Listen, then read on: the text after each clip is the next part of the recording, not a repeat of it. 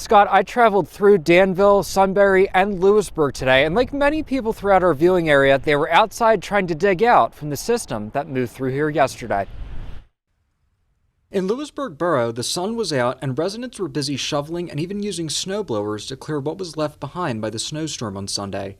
Jeanette Rodriguez moved to Lewisburg from Miami, Florida last year, and this is the first time she had to deal with significant snowfall and cold temperatures. She was busy trying to get her car out of an encasement of snow. Very bad. Look at my car, and this is the only that I have. And if you can see, I don't know if I can move my car today.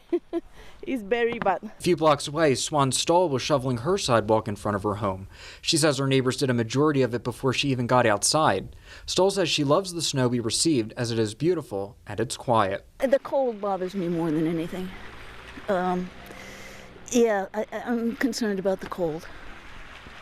You know, oil. I'm 79 years old. I don't want to be doing this. It's not all work after a snowstorm. There's also some time for fun. Here in Sunbury at the Line Street Hill, this has been an iconic area for kids to sled down the hill and have some fun. Kids are happy to be off of school and have some time to have some fun. It's really fun. A lot of people are here, and it's really fun going down. And a lot of people are falling. For some parents at the Line Street Sledding Hill, this is their first time bringing their kids. Oh, it's a lot of fun. We've been here quite a few years, but we never came out, so this is a lot of fun for them. Many in Sunbury didn't have time to stop cleanup for some winter fun.